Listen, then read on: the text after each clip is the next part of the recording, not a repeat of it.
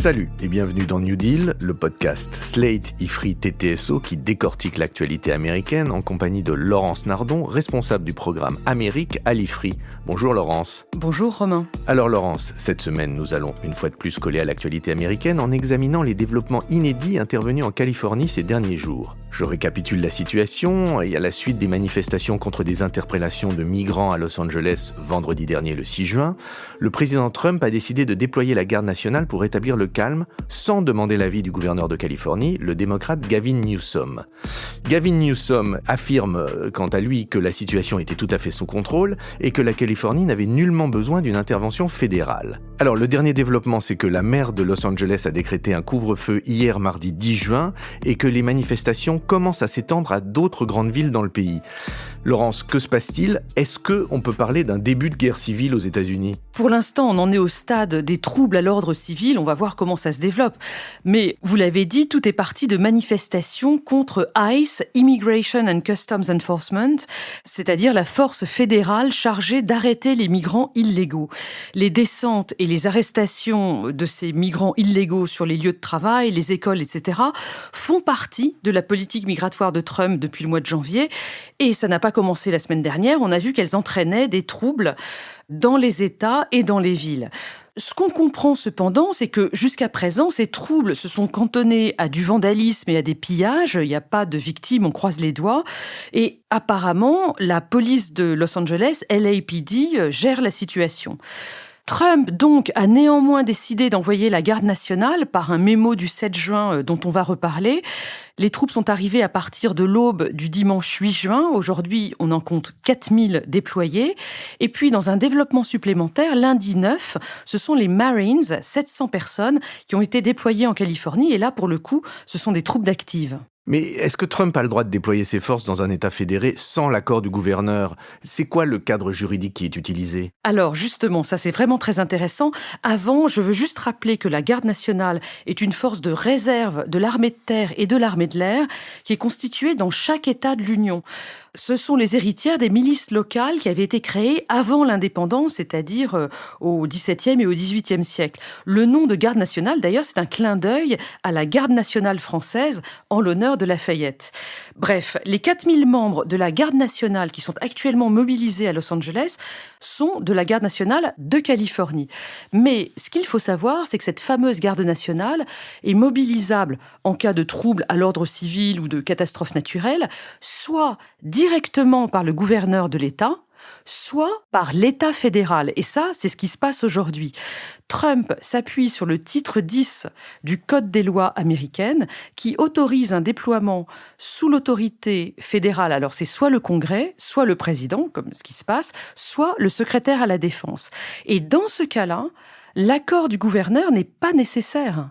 Dans le mémo de samedi 7, Trump invoque donc ce titre 10 pour mobiliser la garde nationale et il parle de rébellion. Il dit qu'il faut protéger les forces fédérales, donc ICE, des violences des manifestants sur place. Alors ça c'est pour la garde nationale, mais pour les Marines qui sont un échelon supérieur, si on peut dire, dans la gravité, puisque c'est effectivement des troupes d'actives et pas n'importe lesquelles, est-ce que pour les Marines, c'est les mêmes titres qui sont invoqués, Laurence ? Oui, pour l'instant, c'est également le titre 10 qui est invoqué pour mobiliser les Marines. La base juridique pourrait être le fameux Insurrection Act de 1807, dont on parle beaucoup, qui permet le déploiement d'unités militaires, mais pour l'instant, c'est pas ça. Les Marines sont mobilisés comme la garde nationale sur la base du titre 10, et donc leur mission, je parle des Marines, est limitée à la protection des bâtiments fédéraux. Je vous accorde qu'on est là dans une zone juridique relativement floue. Mais alors ce flou juridique, est-ce qu'il n'est pas justement invoqué par le gouverneur de Californie ? Oui, justement, tout est une question d'interprétation. Et lundi 9, l'État de Californie a déposé plainte contre le déploiement de la garde nationale, tandis que le gouverneur Gavin Newsom déposait plainte, lui, contre le déploiement des Marines. Dans les deux cas, les plaignants plaignants disent que ces déploiements sont anticonstitutionnels. Anticonstitutionnel, on verra bien ce que disent les juges, mais des déploiements de la garde nationale, il y en a déjà eu dans l'histoire des États-Unis. Oui, relativement souvent. Ce qu'il faut retenir, c'est qu'en général, ces déploiements se font en accord avec le gouverneur de l'État ou même à sa demande. Les exemples qui viennent à l'esprit, ce sont dans les années 60, lors des violences raciales à Détroit en 1967 notamment, et puis après l'assassinat de Martin Luther King l'année suivante en 1968, la garde nationale a été déployée dans les États. En 1992, le gouverneur de Californie avait demandé l'aide du président Bush père, pour ramener le calme déjà à Los Angeles après l'acquittement des policiers qui avaient tabassé, rappelez-vous, Rodney King. D'ailleurs, à l'époque, c'est le Insurrection Act qui avait été invoqué. Plus près de nous, le 6 janvier 2021, lors de l'assaut du Capitole, c'est Trump lui-même, alors avec un peu de retard, qui avait appelé la DC National Guard, la garde nationale de DC, donc de la ville de Washington, pour rétablir le calme dans la capitale. Mais dans tous ces cas, on a une sorte d'alignement entre le gouverneur et le pouvoir fédéral. Il en va tout autrement avec le cas d'espèce, non ? Oui, l'exemple principal d'un envoi de la garde nationale contre l'avis d'un gouverneur, c'est 1965 en Alabama, au moment de la lutte pour les droits civiques. Il y avait eu cette marche de Selma qui avait fait plusieurs victimes et le président Johnson avait fait intervenir la garde nationale de l'Alabama pour protéger les militants dans les jours suivants contre l'avis du gouverneur de l'époque, George Wallace, qui était un pro-ségrégationniste.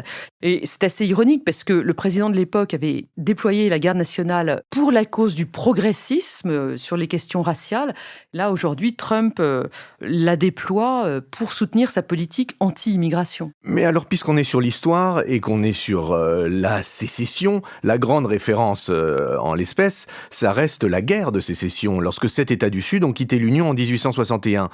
Est-ce qu'on peut dire qu'on s'en rapproche ? C'est sûr qu'il y a aujourd'hui deux Amériques. Parler de guerre civile, c'est un petit peu tôt, c'est un petit peu catastrophiste. Ce que je voudrais juste souligner, c'est que la question du fédéralisme, du rapport toujours dynamique et toujours compliqué entre l'autorité fédérale, Washington, et les États fédérés, eh bien, cette question aujourd'hui n'est pas du tout réglée. D'ailleurs, il y a un aspect très intéressant dans ce qu'on voit. Depuis les années 1970, les républicains ont pris fait et cause pour les États fédérés contre l'hydre fédéral, la bureaucratie de Washington, etc. Il y a un mouvement de juristes conservateurs qui s'est illustré, qu'on appelle le New Federalism. On en a vu d'ailleurs l'incarnation ces derniers mois avec le Doge d'Elon Musk qui voulait détruire l'État fédéral. Or, ici, Trump impose la force de l'État fédéral à un État, en l'occurrence la Californie. Donc il va contre l'un des principes les plus importants des conservateurs.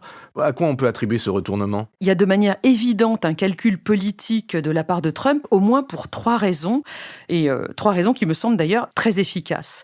D'abord, reprendre le contrôle en termes de communication, ensuite remettre l'immigration au centre des débats, et enfin utiliser l'image progressiste de la Californie comme un épouvantail. Alors, prenons-les un par un, ces 3 raisons. Première raison, si je suis bien, faire oublier les sujets gênants de ces dernières semaines. Oui, il y en a eu tellement. Il y a eu la dispute avec Musk qui remet en cause toute la partie libertarienne du projet politique de Trump. Il y a ensuite la paix en Ukraine qui n'avance pas, avec l'horrible réalité que Poutine, si ça se trouve, se moque de Trump depuis le début. On peut encore parler de l'économie qui est entravée par l'instabilité de la politique commerciale du président. Bon, j'en cite 3, mais il y en a beaucoup d'autres. On voit avec ce déploiement de la garde nationale que Trump est vraiment un génie de la communication. Il excelle à créer des buzz successifs. Et, si je peux me permettre, à remettre la communication sur des rails qui lui semblent favorables pour lui, c'est le cas de l'immigration, non ? Rappelons-nous pourtant que l'immigration n'était pas le premier sujet de préoccupation des électeurs de Trump en novembre dernier, 2024, c'était l'économie, citée par 93% de ses électeurs. L'immigration venait juste derrière, citée par 82% des électeurs. Ce sujet reste quand même brûlant, on joue sur les angoisses identitaires des Américains et Trump s'en saisit avec un certain succès, il faut le dire. Au point de faire oublier l'économie ? Oui, l'économie est rarement présentée comme la raison première dans les positions des gens sur l'immigration. Dans les débats, on a soit des pro-immigration qui vont avancer des raisons avant tout morales, l'accueil inconditionnel par exemple, soit des anti-immigration qui, eux, sont sur des positions strictement identitaires. L'économie vient après, comme une sorte de justification ex post. Mais la troisième raison que vous invoquiez, c'était le fait que tout ça se passe en Californie et que, évidemment, Trump-Californie, c'est pas un terrain neutre. Vous avez tout à fait raison. On sait que la Californie est un État considéré comme ultra progressiste sur le plan des valeurs, du modèle social. Dans le reste de l'Amérique, la Californie est souvent détestée dans les autres États pour ces raisons. Oui, je renvoie les auditeurs à notre hors-série sur la Californie que nous avions enregistrée en août 2022. Pour Trump, mettre de l'huile sur le feu des affrontements autour des renvois de migrants dans cet État est vraiment extrêmement efficace parce que ça lui permet d'apparaître comme le protecteur de l'Amérique traditionnelle contre les wokistes et les débauchés de la côte ouest. Et cette image qu'il veut se donner, elle marche d'autant mieux qu'à l'heure actuelle, il y a un maximum de fausses vidéos montrant des affrontements ultra-violents en Californie, qui n'ont pas lieu pour de vrai, et qui enflamment l'opinion derrière Trump. Les réseaux sociaux, encore et toujours les réseaux sociaux. Est-ce qu'on pourrait, pour terminer ce podcast, faire un point sur le gouverneur de Californie, Gavin Newsom, qu'on a déjà nommé plusieurs fois dans ce podcast, un démocrate, potentiel candidat en 2028 ? Oui, Gavin Newsom participera très certainement aux primaires démocrates pour les élections de 2028. Les événements des derniers jours en Californie, c'est pas une bonne nouvelle pour lui parce que il le force à se positionner comme pro-immigration contre Trump. Au moment même où, depuis quelques mois, Newsom essayait de se défaire de son étiquette de Californien, c'est-à-dire de progressiste. Il avait notamment évoqué dans un podcast récent une position très nuancée sur la question des athlètes trans dans la compétition féminine pour se rapprocher des classes moyennes. Tout ce plan de com tombe à l'eau depuis quelques jours pour lui. Trump, génie de la com, mais Trump jouant aussi avec le feu. Où va-t-on avec tout ça ? Vous n'avez pas voulu parler de sécession, mais peut-on parler au moins de crise constitutionnelle ? Il y a en tout cas une crise de l'équilibre fédéral dans le pays.